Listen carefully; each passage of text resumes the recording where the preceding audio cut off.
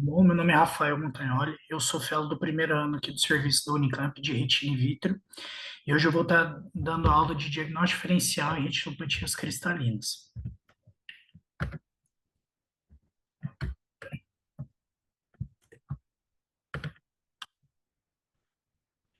As retinopatias cristalinas são um grupo heterogêneo de distúrbios que são associados a depósitos de cristais em diferentes camadas e níveis da retina. A gente pode ter várias causas para esse acúmulo de cristais na retina. Eles podem ser divididos didaticamente em doenças genéticas, tóxicas, degenerativas, tem algumas causas iatrogênicas e causas idiopáticas que a gente ainda não sabe exatamente o porquê que esses cristais se formam na retina.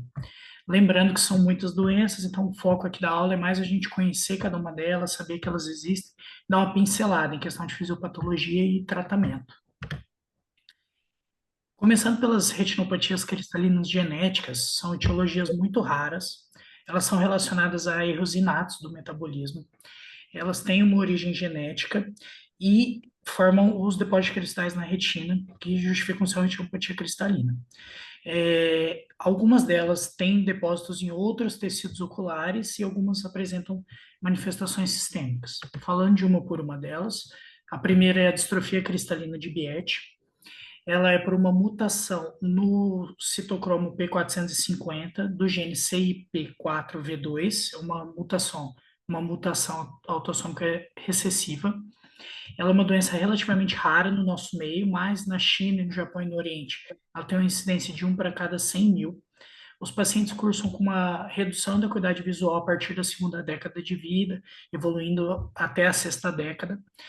Eles cursam com uma queixa de baixa acuidade visual à noite, uma nictalopia e constrição do campo visual, que vai evoluindo até uma perda de campo visual central. A gente pode ter depósitos na córnea, na cápsula do cristalino. Na córnea, esses depósitos, como dá para ver aqui na imagem ao lado, eles costumam ser no estroma subepitelial ou na parte anterior da córnea. São os depósitos pequenininhos cristalinos, a gente consegue ver eles aqui no canto. Na parte da retina, ela costuma evoluir com, primeiramente, uma atrofia do EPR, da coro capilar, que vai evoluindo após com uma atrofia retiniana. Então, é um aspecto que lembra bem ali de uma retinose pigmentar. E ela não costuma cursar com doença sistêmica. Aqui a gente pode ver algumas retinografias da distrofia cristalina de Biet. Nem sempre vão ser tão fáceis de ver os cristais, como a gente pode ver aqui na foto da esquerda. Na foto da direita a gente já consegue ver melhor os cristais. Eles vão estar espalhados por toda a retina e conforme a doença vai evoluindo, a gente pode ver no OCT o depósito dos cristais ali a nível de EPR, como a gente pode ver no OCT aqui embaixo. Na rede free, às vezes os cristais são melhores visualizados. E nas formas mais avançadas da doença, igual eu estava mostrando para vocês, a gente já começa a cursar com atrofia de segmento externo da retina, que dá para ser visualizado aqui no CT, pode cursar com espículas na periferia, atrofia da coro capilar e uma baixa acuidade visual mais importante. Questão de tratamento, a gente precisa fazer orientação genética da família, ver se outras pessoas da família também podem ter a doença. E não existe um tratamento específico para ela. Tem algumas terapias genéticas que estão só em estudo, nada ainda muito firme, e a gente trata as complicações, sendo elas neovascularização, pode acontecer, a gente trata com anti-VEGF, pode acontecer membrana retiniana e buraco de mácula, que trata com vitrectomia, e o edema macular, a gente pode tentar tratar com dorzolamida, diamox, semelhante a outros tipos de retinose. Falar agora de outra doença, a hiperoxalúria primária, que é uma doença que você cursa com aumento da excreção do oxalato urinário, então você vai começar a ter um aumento de oxalato tanto nos rins quanto na corrente sanguínea. A gente tem vários tipos dela, tem o tipo 1, o tipo 2 e o tipo 3. A tipo 1 é mais relacionada a achados oculares, que tem uma mutação no gene AGXT. Essa doença na parte renal costuma cursar com nefrolitise, e essa nefrolitise ela leva a uma falência renal precoce, então os pacientes ali na infância, 8, 10 anos, já vão ser transplantados renais, ou já vão ter ido a óbito, a maioria. Ela tem uma acuidade visual variável, porque varia do quanto que você tem de acometimento da doença. Alguns pacientes têm uma acuidade visual boa, alguns têm uma acuidade visual um pouco pior. E a gente tem que ficar atento, porque ela pode cursar com atrofia óptica. A gente pode ter proliferações no PR, que depois eu vou mostrar aqui para vocês, e neovascularização. Aqui são umas lâminas que mostram os depósitos de oxalato intrarretinianos. E o tratamento, a gente visa tratar as complicações, principalmente de neovascularização, de edema macular que pode ter, e a gente tem que fazer o tratamento sistêmico, que é o segmento com o nefrologista, e um controle de dieta para diminuir a ingestão e a produção de oxalato. Falando agora de outra doença, cistinúria, ela é uma doença que você tem um problema na cistinosina, que ela transporta a cistina através da membrana dos lisossomos. É uma doença que fica no cromossomo 17 e os pacientes com ela costumam cursar com síndrome de Fanconi, que é um tipo de doença renal, e eles evoluem com falência de múltiplos órgãos, com uma sobrevida ali perto dos 10 anos. A gente tem um óbito nos adultos jovens, ali 10, 15, 20 anos, acomete cerca de uma a cada 100 mil pessoas, e existe uma forma dela não nefropática, que tem mais acometimentos oculares e acometimentos renais mais brandos ou não tem acometimentos. Os depósitos, eles podem se formar, como a gente pode ver aqui na foto da direita, ao nível da córnea, mas também podem ter depósitos cristalinos na íris, na esclera, e os cristais, eles costumam se formar na retina, no EPR e na coroide. Então, falando da cistinúria, o tratamento tem também que fazer o segmento com o nefrologista. Os pacientes têm que fazer o uso crônico de cisteamina, que é uma reposição oral, e existem algumas terapias gênicas em estudo, mas ainda nada muito definido. E a gente faz o tratamento das complicações oculares semelhante às outras doenças. Falando agora de outra doença genética, Sjogren-Larsson, ela é uma doença que a gente tem um problema na codificação do aldeído graxo desidrogenase, que é uma molécula do gene ALDH. A gente vai ter um acúmulo de lipídios nos tecidos, é uma doença também rara, um para cada 250 mil. Os pacientes, eles apresentam ictiose, que é essa alteração na pele, pode formar até essas camadas, como esse paciente aqui do lado, vão ter retardo mental e podem ter sistemas, alterações neurológicas, como parestesia e convulsão. 30 a 50% dos pacientes vão ter alguma alteração pigmentar na retina, e a gente vai ter os depósitos na doença, eu vou mostrar ali na frente, eles ficam próximos à fóvea, os depósitos de cristais, e os pacientes podem cursar com atrofia da retina interna também. Aqui é uma paciente lá do ambulatório que o Dr. Matheus me forneceu as imagens. A gente pode ver os cristais próximos à fóvea e a alteração pigmentar próxima à fóvea.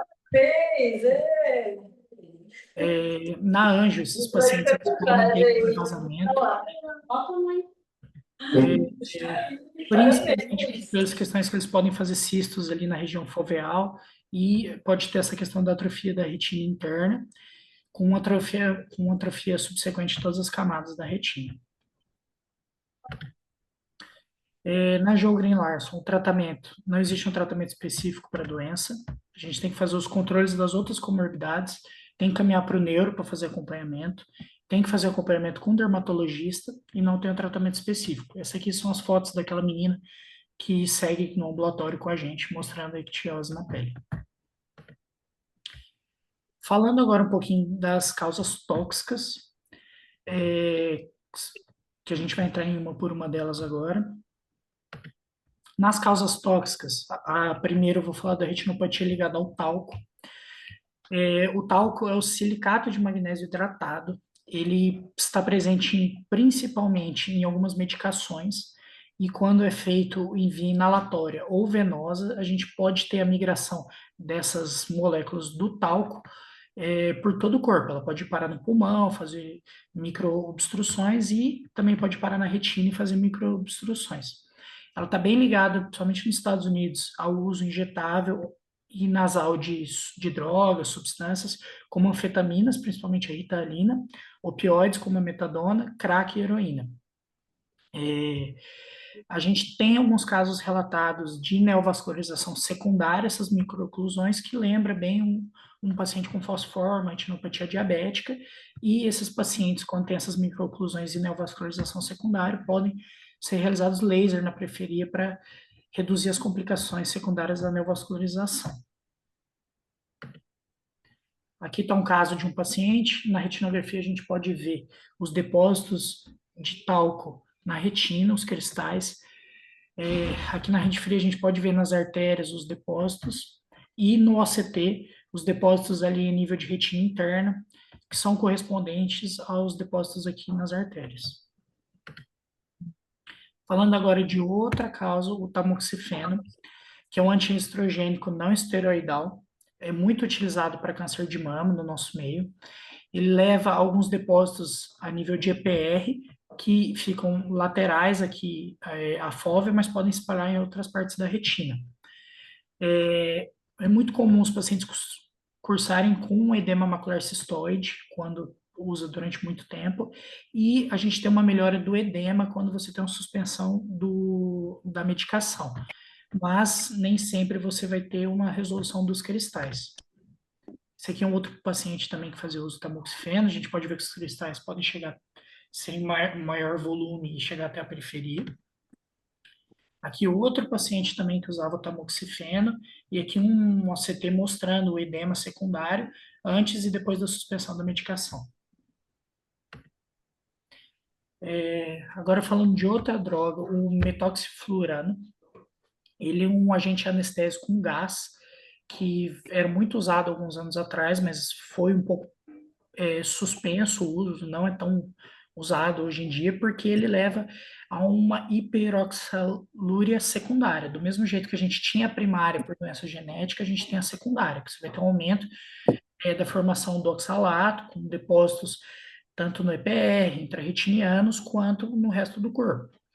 Não é só o metoxiflurano que pode causar essa hiperoxalúria secundária, a gente também tem outras causas, como ressecção de bexiga, falência renal, cirrose, uso de etileno glicol, ácido ascórbico, nitrofurantoína e o uso de aminoácidos. Principalmente nitrofurantoína e etileno glicol, a gente já tem casos descritos de uma retinopatia muito semelhante ao metoxiflurano, que vou mostrar agora.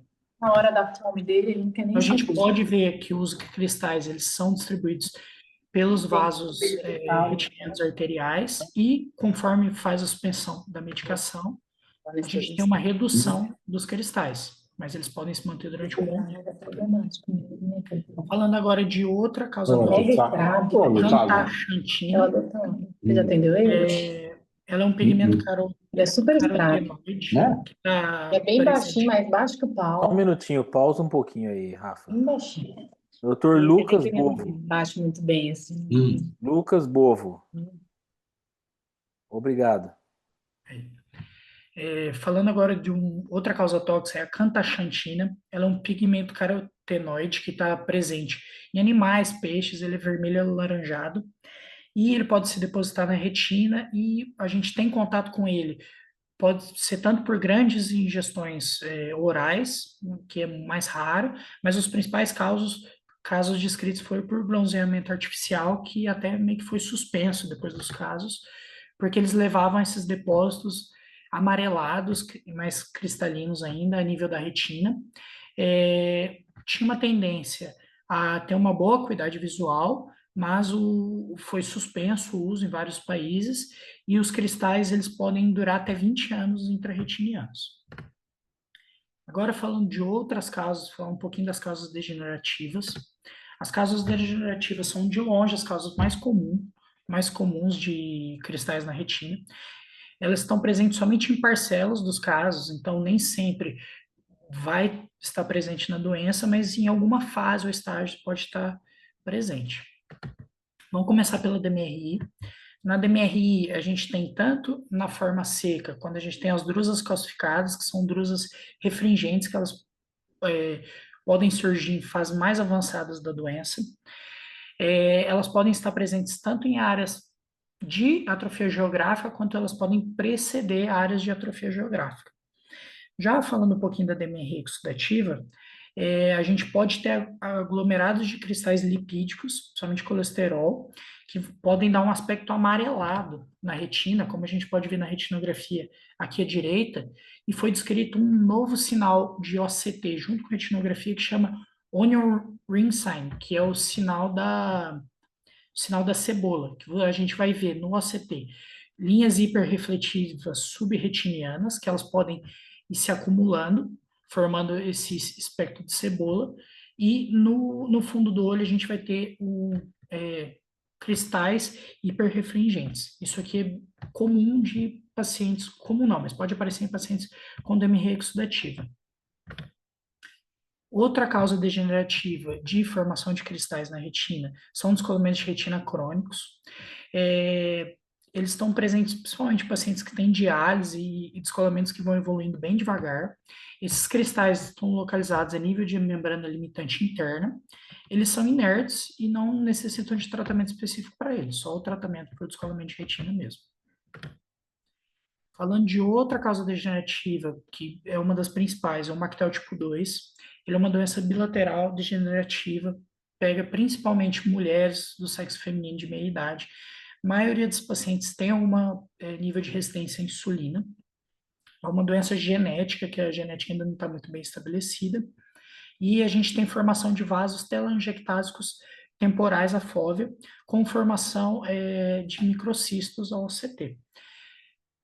Esses pacientes, a hipótese mais formulada é que eles têm um problema nas células de Miller, que fazem a estruturação da retina, e essa é uma doença que tem vários estágios. A gente pode ter desde o estágio inicial, que vai ter só ali, às vezes, alguma alteração de brilho, a formação dos cristais, até a estágios mais avançados, que podem cursar com neovascularização, cicatriz na região macular, entre outras coisas.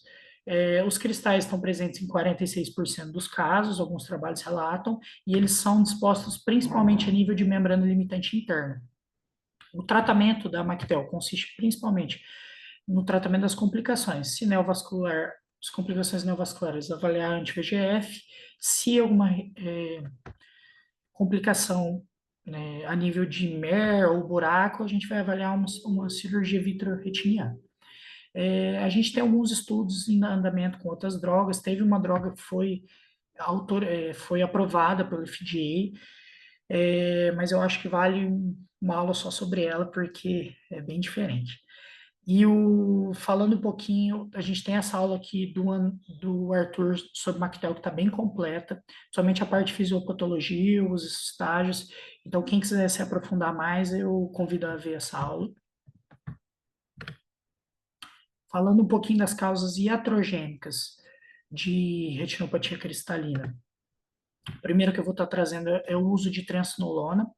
A triamcinolona é um esteroide que a gente usa tanto para tratamento de edema macular quanto no meio da cirurgia de retina para corar o vítreo por depósito.